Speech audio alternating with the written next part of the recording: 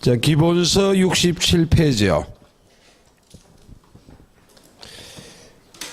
네, 요약집은 24페이지입니다.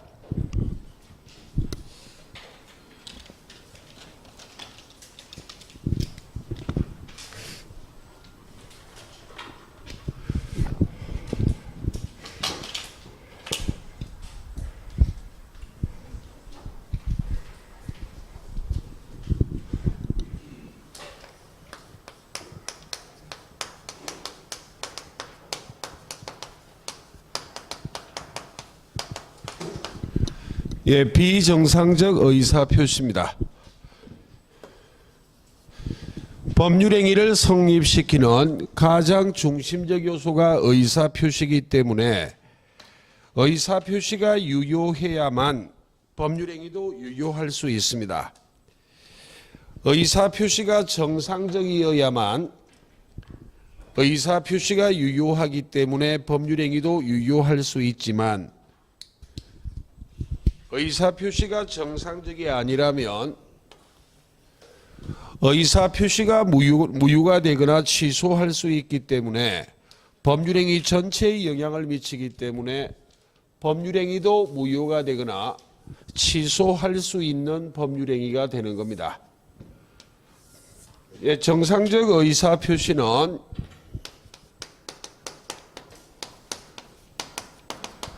의사와 표시가 일치하고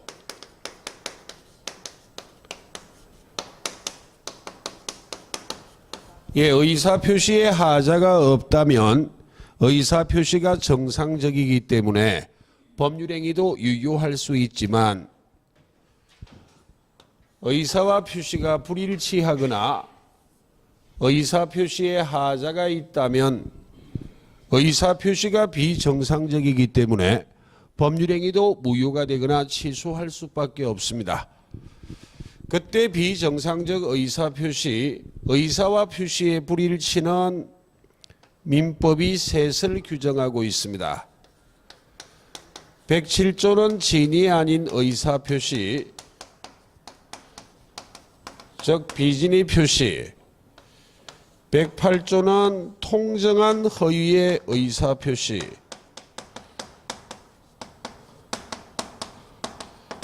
즉 통정 허위 표시,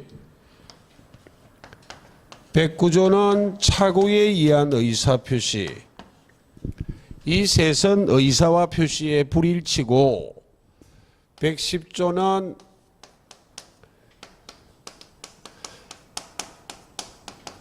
사기 강박에 의한 의사표시, 이는 하자 있는 의사표시로 분류가 됩니다. 사기 강박에 의한 의사표시는 하자 있는 의사표시로 분류되는 이유는 의사와 표시의 일치이기 때문에 의사와 표시의 불일치로 분류하지 않아요. 의사와 표시가 일치한데도 왜 비정상적이라고 말하는 것인가? 의사와 표시는 일치하지만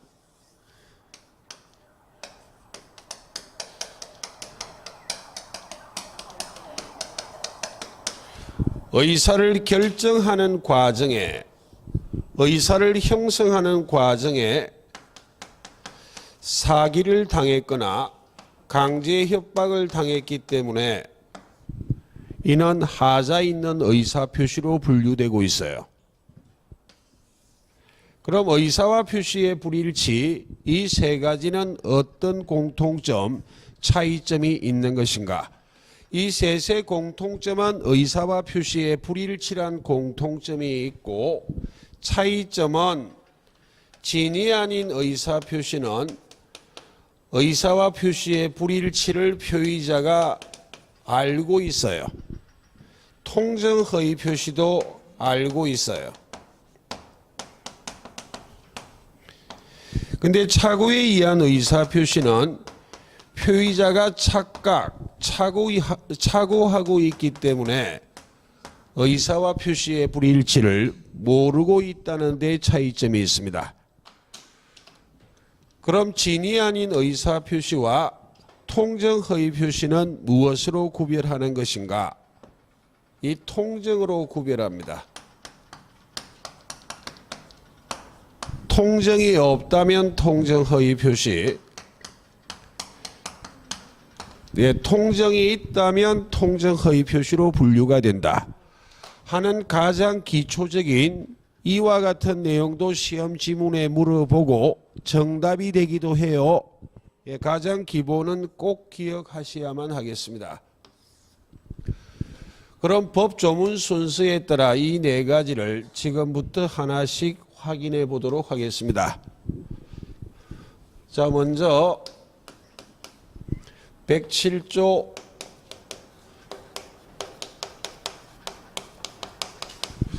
진이 아닌 의사표시입니다.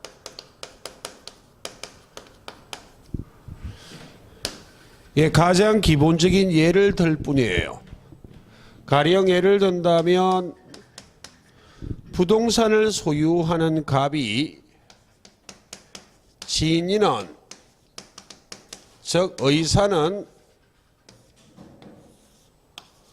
을에게 정여할 의사가 없습니다.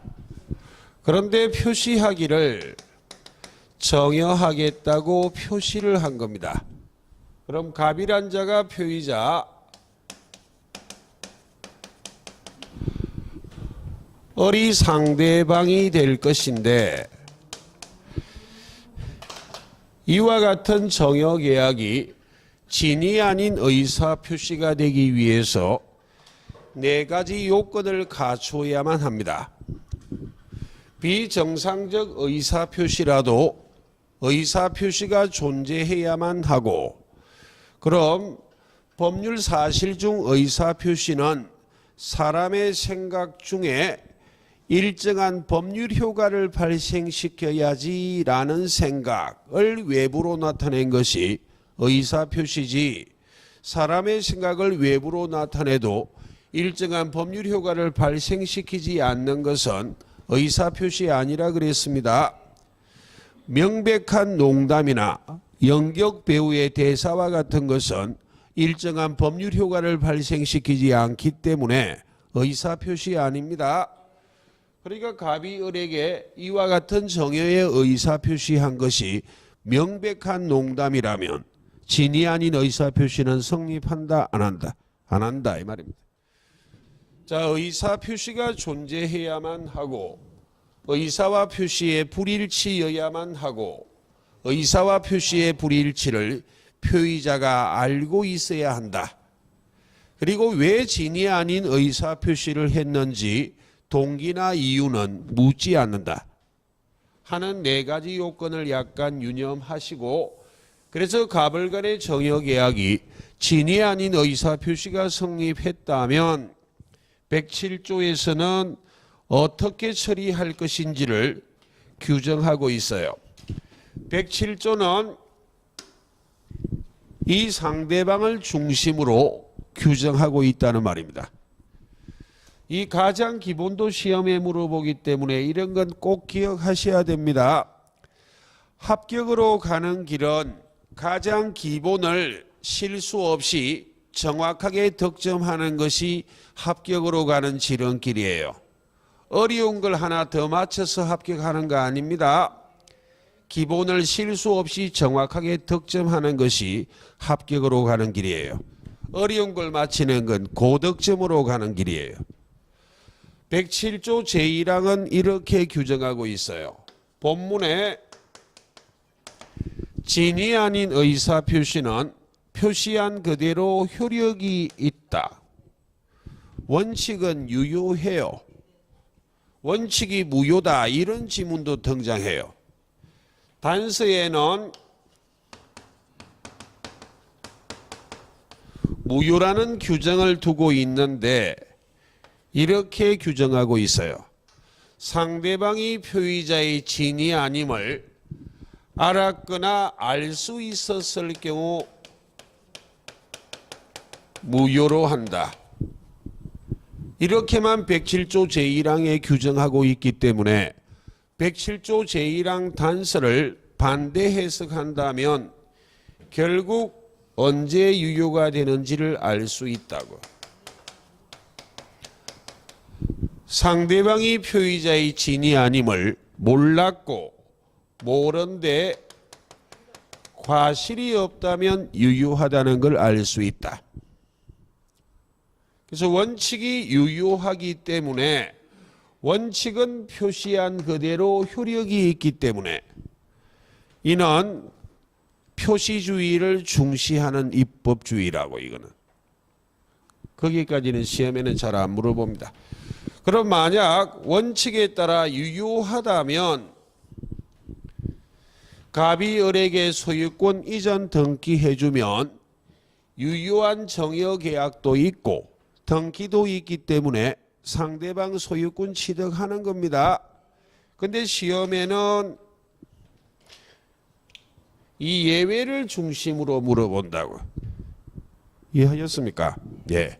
그럼 진이 아닌 의사표시가 상대방이 표의자의 진이 아님을 알았거나 알 수 있어 무효가 됐다면 상대방 명의로 소유권 이전 등기를 해도 법률행위가 무효이기 때문에 상대방은 소유권은 취득할 수 있습니까? 없다 이 말입니다. 그때 이 무효는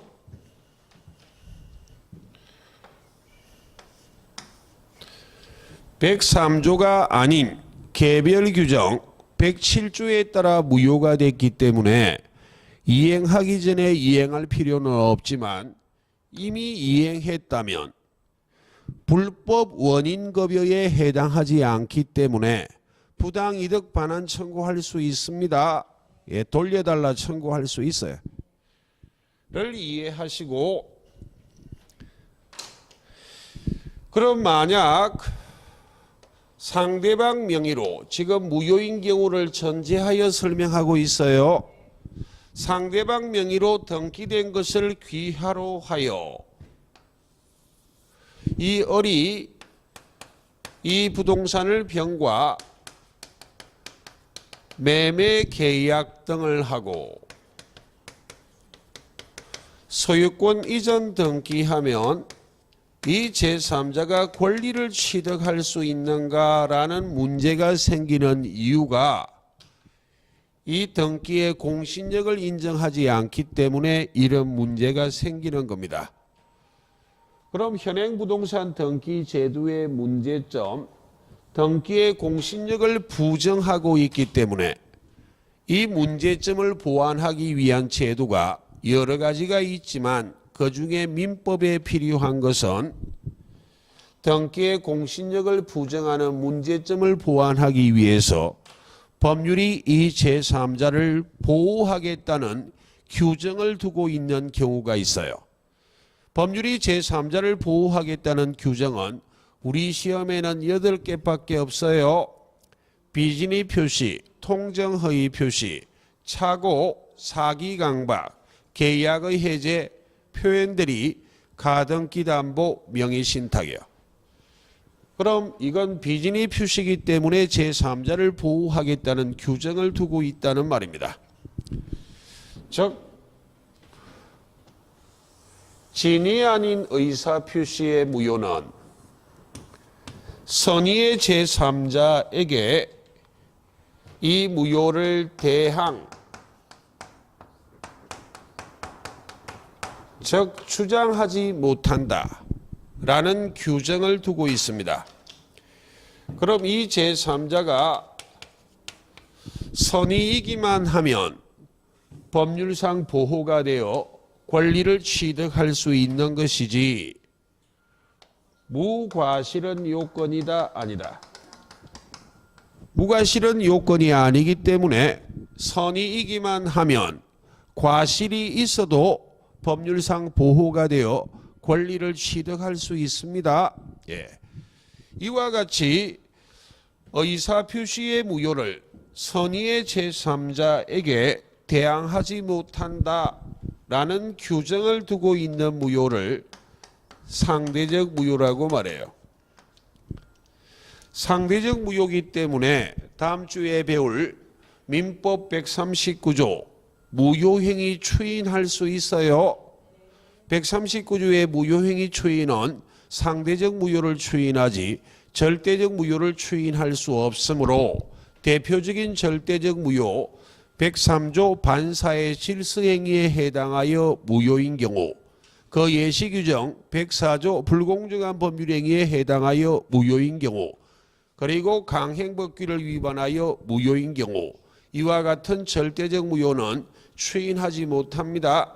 예, 이건 추인할 수 있어요. 자, 그 다음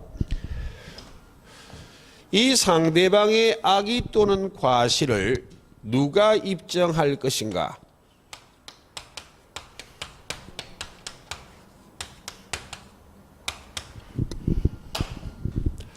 상대방이 표의자의 진이 아님을 알았거나 알 수 있었다면 무효랍니다.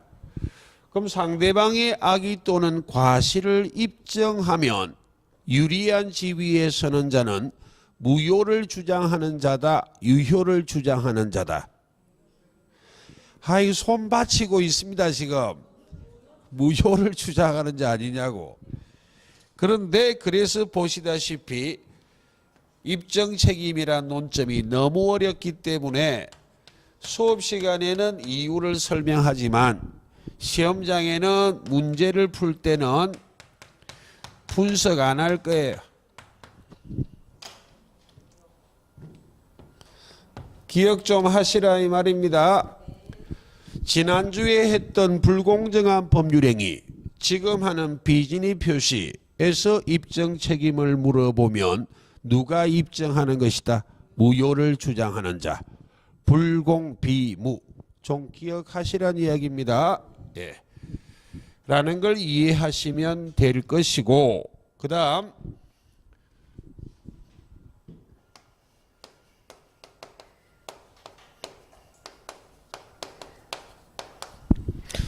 107조는 어디까지 적용할 것인가?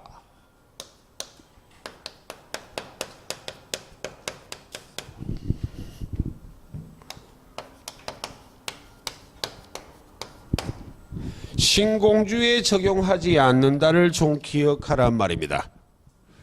신분행위 적용하지 않아요. 그 말은 가족법상 법률행위는 적용하지 않기 때문에 결국 제3법상의 법률행위에만 적용한다는 말이에요. 주식 인수 청약에 적용하지 않아요. 근데 이것들은 정답이 되는 요소는 아닙니다. 지문에 등장할 뿐. 꼭 기억하실 것은 무엇이다?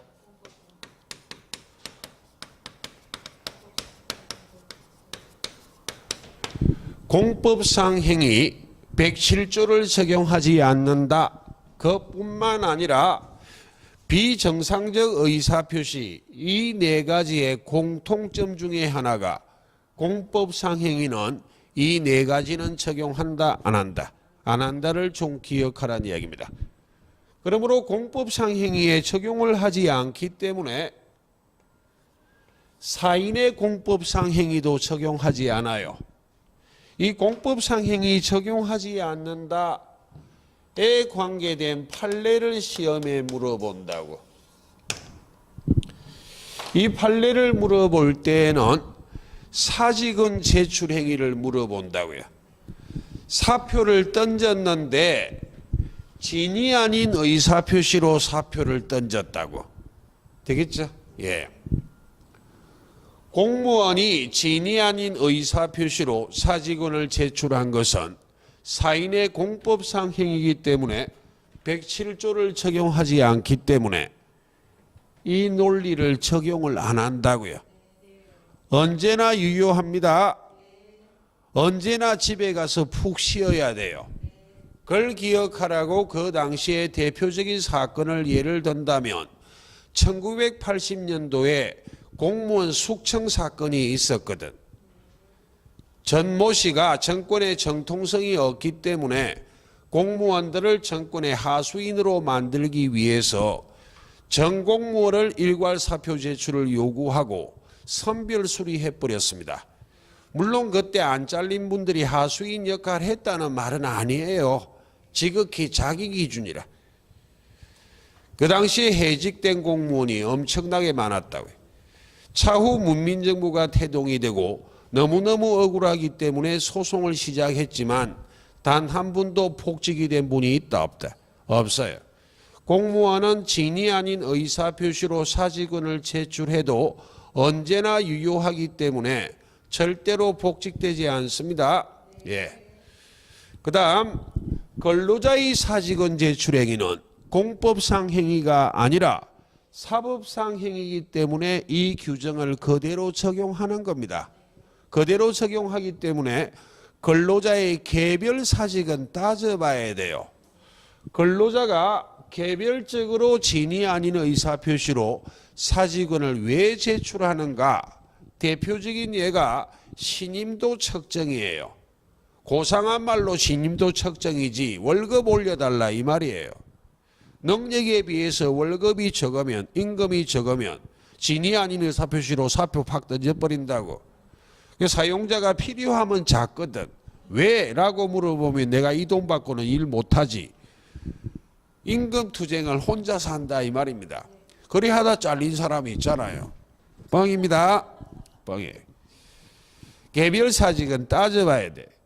근데 재입사를 조건으로 사용자의 지시 강요로 일괄 사표를 제출했다는 말이 오면 사용자가 근로자가 진이 아닌 의사표시로 사직원을 제출했다는 것을 알았거나 알고 있기 때문에 알 수 있었기 때문에 무엇이 된다고? 무효가 돼요. 그 사직원 제출에 관련된 판례들을 시험에 물어보는 겁니다. 이해하셨죠? 예. 그 다음 108조 통정허위 표시를 확인해 보도록 하겠습니다. 계속 해왔던 내용들은 5, 6월 달에 할 게 많아 조금 속도감 있게 설명드려야 됩니다. 예. 속 잘 안 되시는 분은 개인적으로라도 물어보십시오. 잘 안 되는 부분은 사진 찍어 올리시든지 아니면 개인적으로 질문하시든지 그렇게 하셔야 됩니다. 자, 108조 통정허위 표시예요. 예, 가장 대표적인 예를 들 뿐입니다. 주로 제가 강제집행 면탈을 목적으로를 예를 들지만 조세 포탈을 목적으로 통정허위 표시하는 경우 등도 있어요. 자, A와 갑 사이에 채권 채무 관계가 있습니다.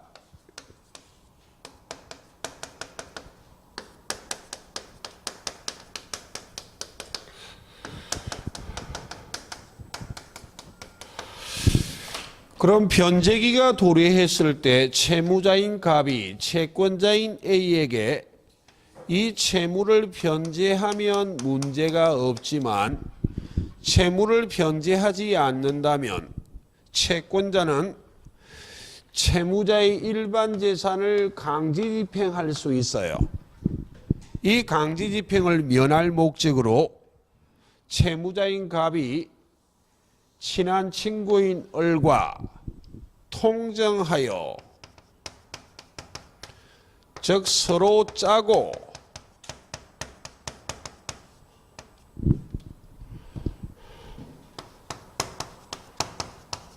달리 합의하여 매매할 의사가 없음에도 불구하고 매매한 것처럼 표시를 해버렸다고요.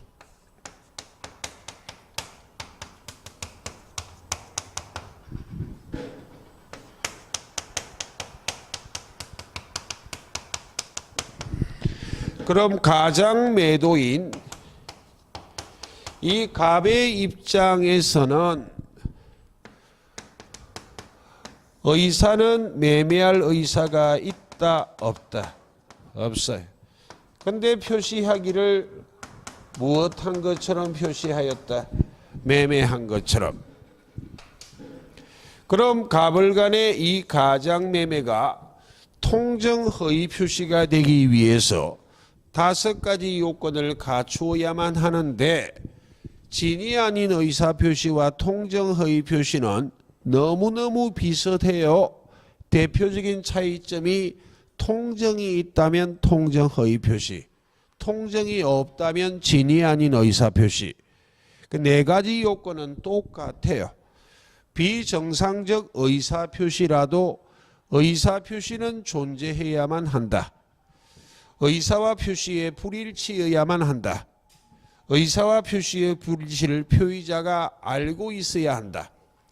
왜 통정 허위 표시했는지 동기나 이유는 따지지 않는다. 이 네 개는 똑같아요. 그런데 추가되는 요건이 통정이 있어야만 한다.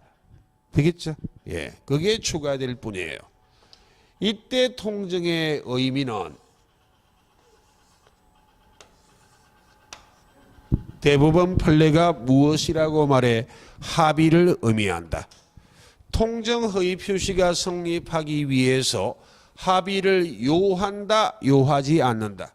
요한다니까요. 오늘 조금 있다 합의 필요 없다가 하나 올 거예요.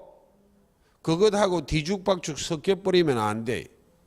통정이 바로 무엇을 의미하는 것이다? 합의를 의미하기 때문에 이건 합의를 요하는 거예요. 되겠죠? 예.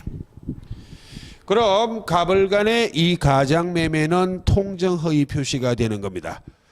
근데 통정허위 표시의 대표적인 예가 가장매매지, 가장매매에 국한되지 않습니다.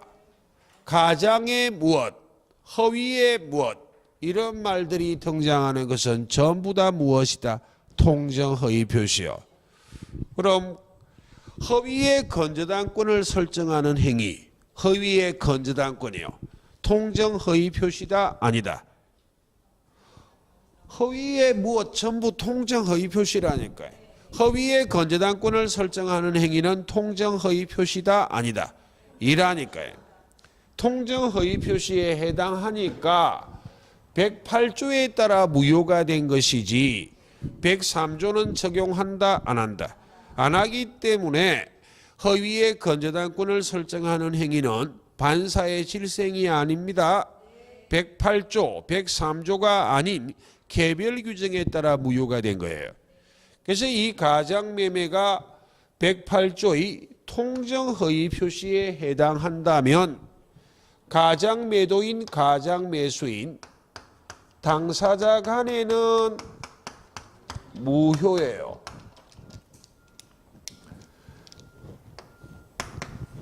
그럼 103조가 아닌 개별 규정에 따라 무효가 됐기 때문에 반사의 질서행위에 해당하지 않으므로 이행하기 전에 이행할 필요는 없지만 이미 이행했다면 이행한 것을 돌려달라, 부당이득 반환 청구할 수 있다 없다?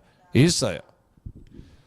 그런데 갑을간의 매매계약이 무효이기 때문에 등기만 갖고는 가장매수인은 소유권을 취득할 수 있다 없다? 없어요. 그럼 문제는 이 을이 자기 명의로 등기된 것을 기화로 하여 또다시 제3자인 병과 매매 계약 등을 하고 소유권 이전 등기한다면 이 제3자가 권리를 취득할 수 있을 것인가 라는 문제가 생기는 이유가 등기의 공신력을 부정하고 있기 때문에 등기의 공신력을 부정하는 문제점을 보완하기 위해서 일정한 경우는 법률이 이 제3자를 보호하겠다는 규정을 두고 있는 경우가 있어요. 비정상적 의사표시 4개는 전부 다 제3자를 보호하겠다는 규정을 두고 있어요. 예. 통정허위 표시의 무효는 선의의 제3자에게 대항하지 못한다, 즉 주장하지 못한다 라는 규정을 두고 있습니다. 이 제3자가 선의이기만 하면 법률상 보호가 되어 권리를 취득하는 것이지 무과실은 요건이 아니기 때문에 선의이기만 하면 과실이 있어도 권리를 취득한다는 말이에요. 이 무효를 선의의 제3자에게 대항하지 못한다라는 규정을 두고 있는 무효를 무엇이라 말한다? 상대적 무효예요. 상대적 무효이기 때문에 139조의 무효행위 추인이 가능합니다. 예. 그 다음, 자, 이 제3자가 선의의 제3자인 경우, 이 제3자가 또다시 정일한 전덕자와 매매 계약 등을 하고 소유권 이전 등기한 경우 이 전덕자가 권리를 취득할 수 있는 문제가 생길 것인데 등기의 공신력은 부정하지만 선의의 제3자가 이미 권리를 취득하고 있기 때문에 아무리 등기의 공신력을 부정을 해도 권리를 가진 자와 거래한 자는 권리를 취득하는 데 문제가 있다 없다? 없어요. 이 전덕자는 악이라 할지라도 선의의 제3자로부터 권리를 이어받아 취득한 자, 전덕자는 악이라 할지라도 권리를 취득할 수 있다라는 말을 엄폐물의 법칙이라고 말합니다.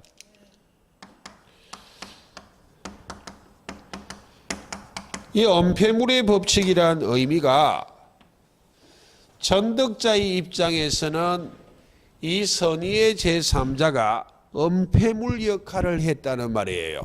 방패의 역할을 했다는 말이다. 악의의 전덕자도 권리 취득할 수 있습니다. 예. 그 다음 허위 표시와 구별할 개념 한번 해보자고요.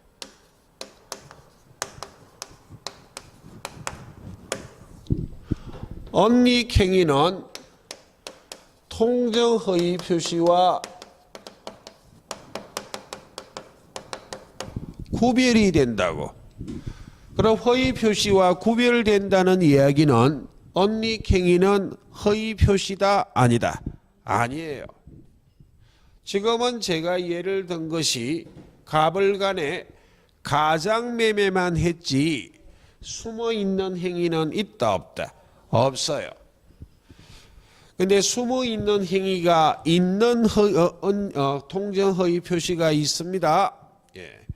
자, 대표적인 예를 든다면 갑을 간에 정여계약이란 법률행위를 했어요.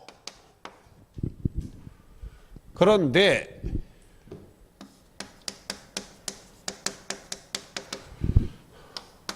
수정자 명의로 정여를 원인으로 한 소유권 이전 등기하면 세금 폭탄을 맞아요. 세금을 줄이기 위해서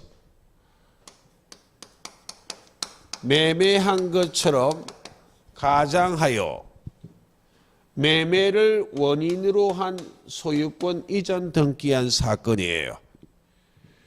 그럼 이와 같은 정여 계약을 언익행위라 말한다고. 숨어있는 행위요. 이 가장매매는 무엇이고 통정허위 표시고. 그러니까 허위 표시와 언익행위는 구별이 된다 안 된다? 구별이 된다고. 통정허위 표시는 당사자 간에는 무효이지만 언익행위는 허위 표시가 아니기 때문에 법률행위의 유효요건을 갖추고 있다면 언익행위는 유효해요. 그러므로 언명의로 매매를 원인으로 한 소유권 이전 등기를 해도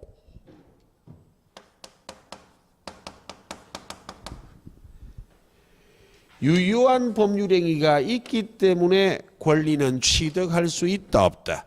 있어요. 대법원 판례도 어떤 등기가 실체적 권리관계에 부합한다면 단지 등기 원인만 다르다 하여 이 등기를 무효라고 말할 수 없다라고 말해요. 물론 들키면 조세법 위반으로 형사처벌당하는 건 별개의 문제예요. 정여하고 매매를 원인으로 한 소유권 이전 등기해도 그 등기는 유효다 무효다? 유효해요. 그래서 이 경우는 가장 매수인 을이 소유권을 취득합니다. 왜? 언익행위가 유효하기 때문에. 그러므로 이 가장 매수인 을이 차후 또다시 제3자와 매매 계약 등을 하고 소유권 이전 등기하게 된다면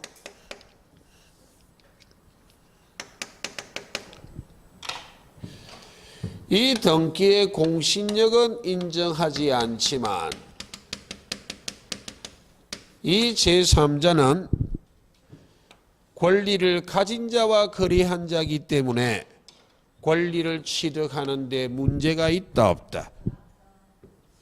이 제3자는 악이라 할지라도 권리를 취득할 수 있다 없다? 있다고요.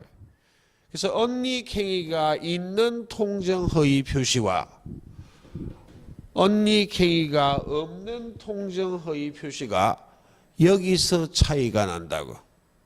언익행위가 없는 통정허위 표시는 등기의 공신력을 인정하지 않기 때문에 가장 매수인과 거래한 제3자는 선의여야만 법률상 보호가 되어 권리를 취득할 수 있지만 언익행위가 있는 통정허위 표시는 언익행위가 유효하기 때문에 가장 매수인이 권리를 취득했기 때문에 가장 매수인과 거래한 제3자는 굳이 법률이 보호할 필요가 있다 없다? 없기 때문에 악이라 해도 유효하게 권리를 취득한다. 되겠죠? 얘를 구별해 보시고 그 다음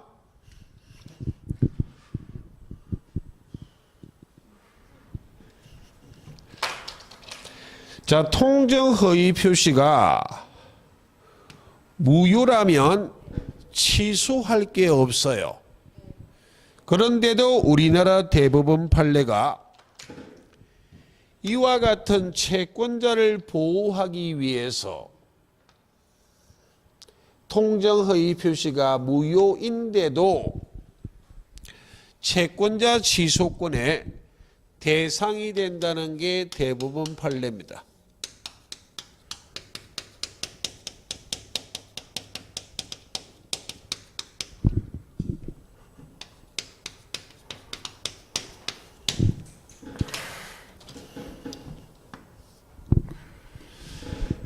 자, 채권자 취소권은 우리 시험범위 아닙니다.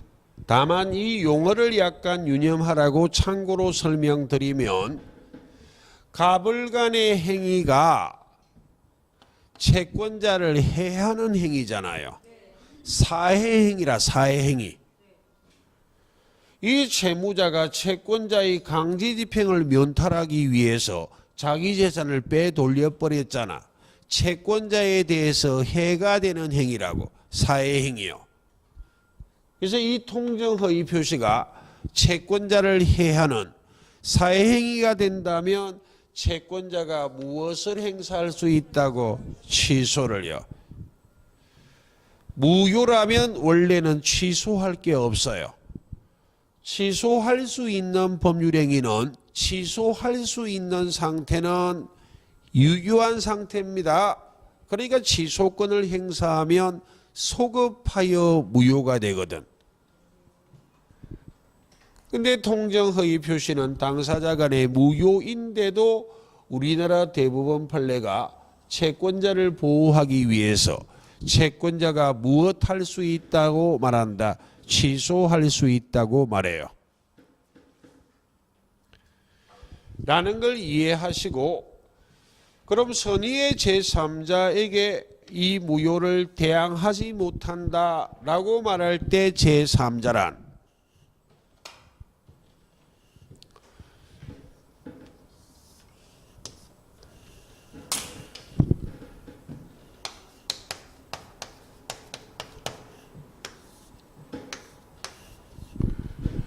어떤 자를 제3자라고 말하는 것인가?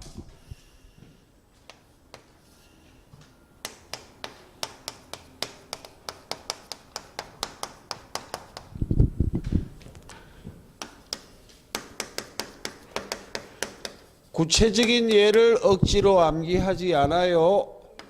너무 어려워요. 나중에 시험장에 갈 때는 한 3, 4년에 한 번씩 물어봅니다. 시험에 자주 물어보는 예를 여러분 머릿속에 쑥 집어넣어 드릴 거예요. 그것만 들고 갈 거예요.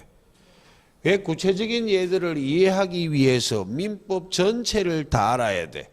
여기서 민법 전체란 말은 우리 시험 범위 말고요.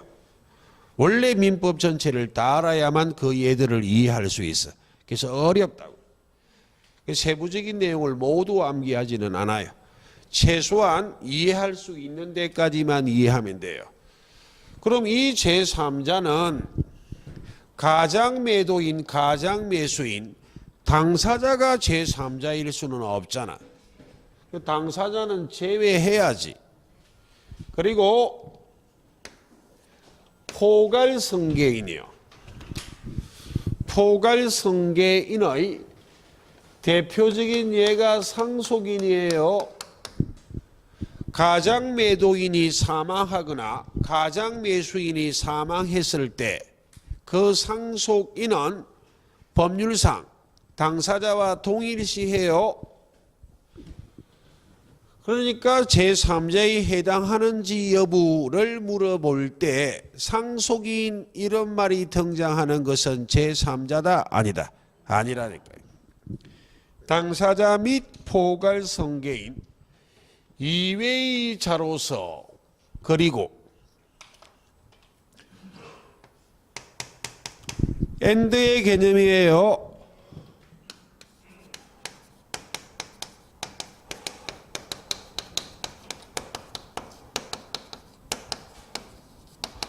허위 표시를 기초로 하여 새로운 법률상 이해관계를 맺어야 돼.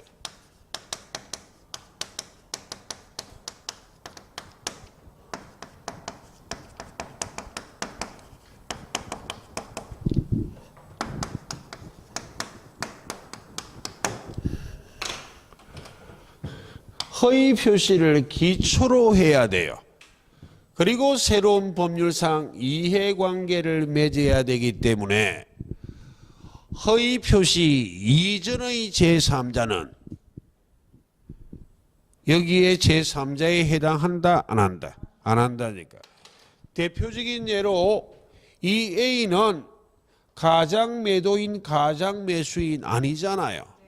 제3자잖아. 제3자인데 이와 같은 금전소비대차계약을 허위 표시한 후에 했다? 이전에 했다? 이전에 했잖아. 그 자들은 사람은 제3자라도 허위 표시의 무효를 선의의 제3자에게 대항하지 못한다 라고 말할 때 제3자에는 해당된다 안 된다? 안 돼요. 허위 표시 이전의 법률상 이해관계를 맺은 자는 제3자 아니에요. 허위 표시 이후여야만 해. 그러니까 보시다시피 이런 병은 허위 표시를 기초로 새로운 법률상 이해관계를 맺었잖아. 당사자도 아니고 포괄성계인도 아니고 허위 표시를 기초로 새로운 법률상 이해관계를 맺었기 때문에 선이라면 법률상 보호가 될 수 있다 없다? 있어요. 그래서 허위 표시를 기초로 하여 새로운 법률상 이해관계를 맺은 대표적인 예가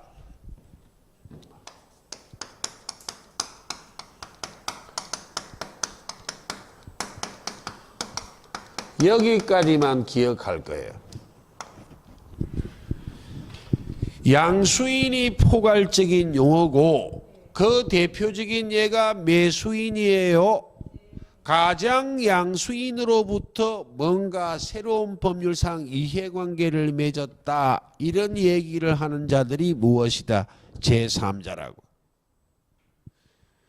가장 양수인, 즉 가장 매수인하고 법률상 거래했다. 이런 말이 오는 자들이 무엇이라? 제3자라고. 되겠죠? 예. 이 정도를 기억하시면 되겠습니다. 자, 그 다음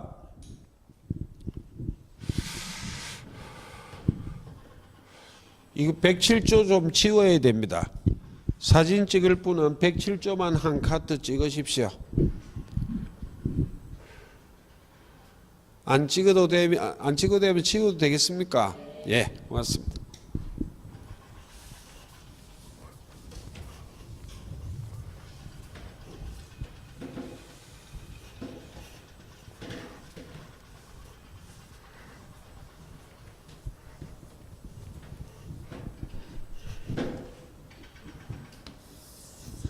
의사표시가 끝날 때까지는 이걸 오늘 지우지 마십시오. 예. 지금부터 판례 하나를 확인하겠습니다.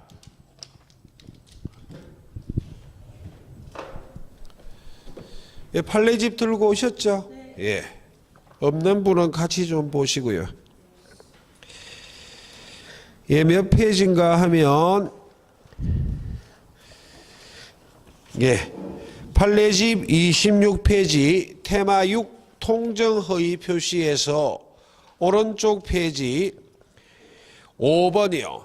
27페이지 5번 통정허위 표시에 해당하는지라는 내용이 한 장을 넘겨보시면 28페이지까지 쑥 서술되어 있어요. 지금부터 그걸 설명드릴 거예요. 한 방에 바로 이해를 하셔야 됩니다. 이해를 잘 하시면 그다지 어렵지 않아요. 용어 자체를, 표현 자체를 100% 정확하게 기억할 가치 없어요.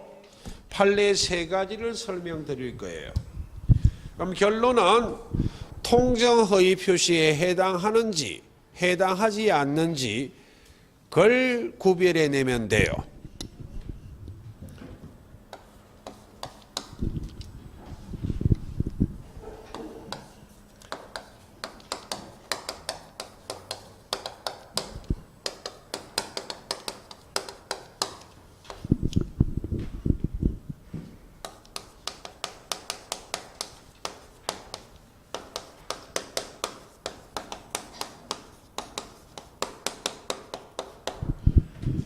예, 법률상 사실상 대출을 받을 수 없는 자 이런 표현이 오면 대표적인 예로 무엇을 연상하시면 돼?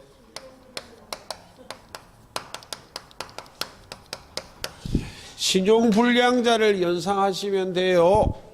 시험 지문에는 신용불량자 이런 말 안 써요. 그럼 가령 갑이 이런 자예요. 법률상 사실상 대출을 받을 수 없는 자입니다. 그럼 금융기관이 이런 갑에게는 대출을 해준다 안 해준다? 안 해주잖아. 실질은 갑이 대출을 받으려고 하는데 금융기관이 갑에게는 대출을 안 해주기 때문에 친한 친구를 꼬신다고. 갑자기 절친처럼 설쳐요. 명의 좀 빌려달라고. 그럼 우리나라 사람들이 얼마나 선량하냐고.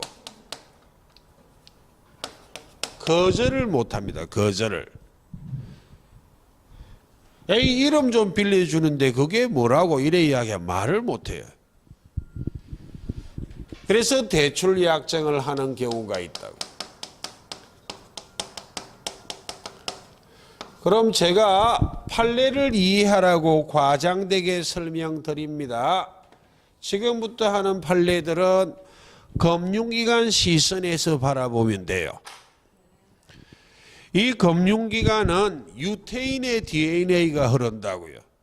오늘날 대부분의 금융상품들은 누가 다 만들었다고? 유태인들이 만들었어요. 수천 년의 노하우가 있다고.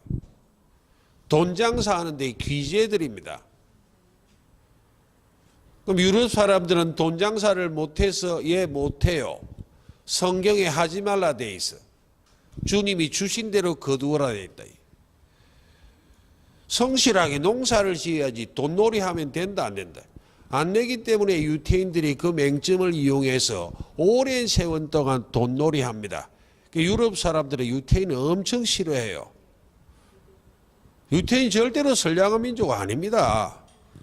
그리고 오지가 미국 식당에 오래전에는 유태인과 개는 출입금지 이래 적어놨대.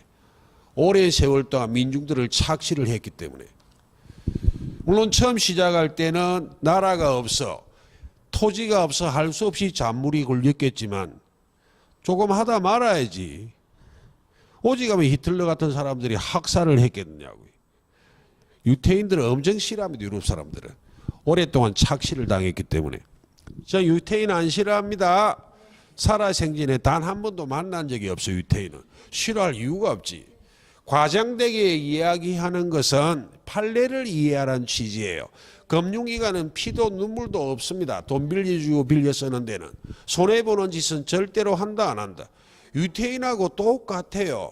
유태인이 오랜 세월 동안 얼마나 민중을 돈놀이하고 착취를 했는지 오직하면 소설에 등장하는 유태인들은 전부 악당이에요. 베니스 항인에도 등장하잖아. 셜록이라고. 살짜를 흘리고 덤비는 놈 그게 바로 유태인 아니냐고. 돈놀이 고리대금업자. 쓸데없는 소리입니다. 금융기관이 똑같은 행태를 보입니다. 대출을 할 때 대출금 회수가 되지 않는 사람은 절대로 돈 빌려준다 안 빌려준다. 안 빌려주기 때문에 실상 진짜 채무자는 갑이지만 을이 명의를 빌려주고 대출 약정해도 금융기관은 누구에게 대출금을 회수하겠다? 갑을. 을에게 대출금 회수하겠다는 의지를 갖고 대출해 주는 거예요. 그럼 이 을이 금융기관에게 대출금 채무를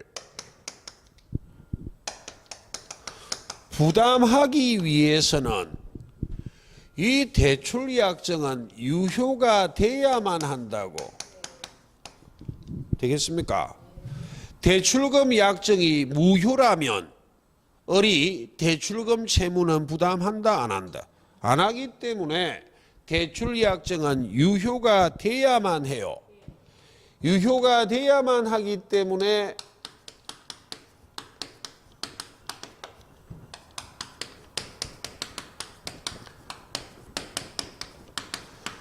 지금까지는 이해를 했는데 결론이 또 안 되는 분이 있다. 비진의 표시나 통정허위 표시에 해당하면 된다 안 된다? 안 돼. 통정허위 표시는 당사자 간에는 이 약정이 언제나 무엇이라? 무효라. 비진의 표시도 예외적으로 상대방이 진이 아님을 알았거나 알 수 있었다면 무엇이 돼? 무효가 된다고. 무효가 돼서는 안 되기 때문에 비진의 표시나 통정허위 표시에 해당한다 안 한다? 안 한다니까요. 자, 판례 하나 했고,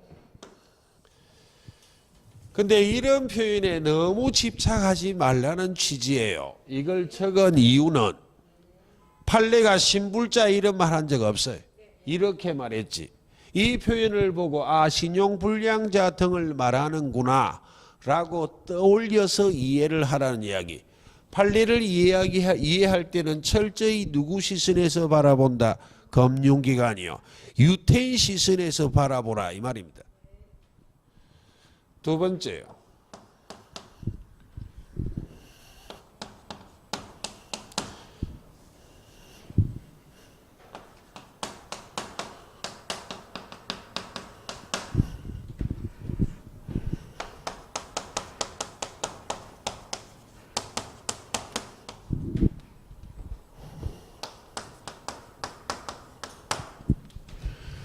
금융기관은 한 사람 동일인에 대해서는 대출액 한도를 제한합니다. 그래야 금융사고가 안 생기거든.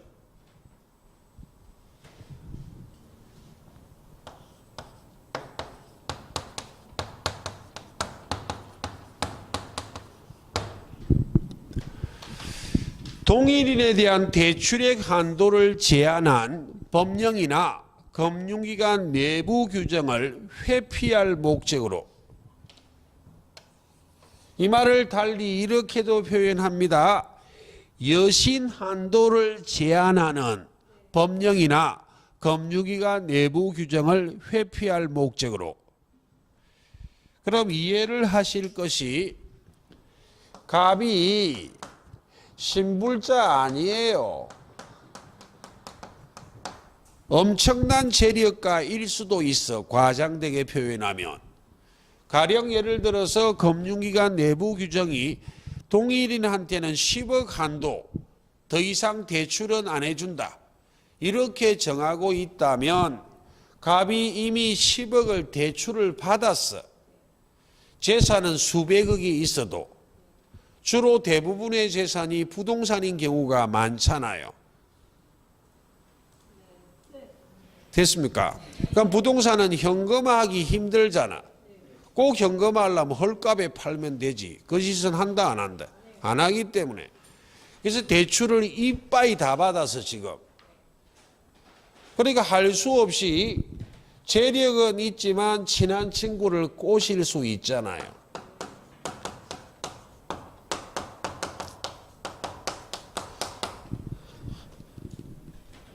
갑이 을한테 이렇게 말해. 니 내 알지? 내 재산 많은 거. 빌딩도 몇 개 있고 알잖아 니. 아, 현금화하기 힘들다고. 대출을 다 받아서 지금 금융기관에 더 이상 내 이름으로 대출을 못 받는데 이름 좀 빌려달라. 차후에 네가 필요하면 나도 명의 빌려줄게. 이래 이야기하면 이건 이 사건보다는 더 잘 걸려든다 이제는. 그 말입니다. 그래서 병이란 금융기관하고 대출 약정한다고 이제.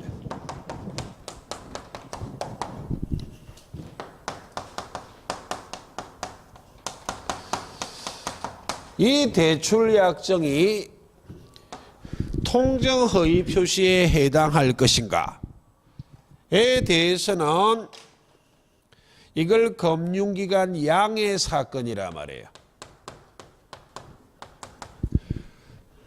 판례가 양해란 표현을 썼었어요. 양해를 우리는 무엇으로 이해하면 돼? 통정으로.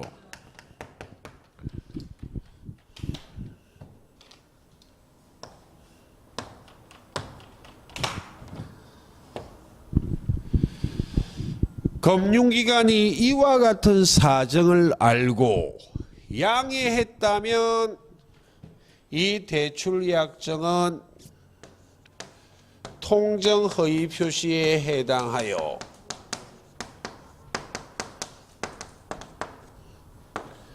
무효입니다.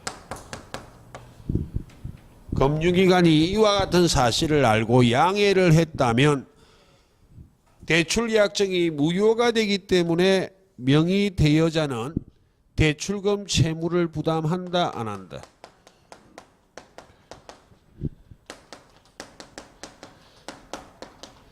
이 말은 대출금은 누구에게 회수하겠다는 것이다? 갑에게, 실질적인 채무자에게. 근데 금융기관이 양해를 하지 않았다면 통정허위 표시다 아니다? 아니기 때문에 이 대출 약정은 무엇이다? 유효하기 때문에 명의를 빌려준 자는 대출금 채무를 진다 안 진다? 진다니까. 그래서 이걸 금융기관 양해 사건이라 말해. 근데 금융기관이 이와 같은 사실을 알고 있어도 인식이요. 알고 있는 것이 양해, 즉 통정, 짝짝꿍이다 아니다? 아니라니까요. 금융기관이 이와 같은 사실을 인식해도 양해를 하지 않았다면 통정허위 표시다 아니다? 아니라니까요. 세 가지 판례 설명드렸습니다. 예, 그게 거기에 서술된 내용이에요. 그럼 잠시 쉬다가 비정상적 의사표시 중 세 번째 착오에 의한 의사표시를 확인합니다. 이건 지우지 마십시오. 예, 잠깐만 쉬겠습니다.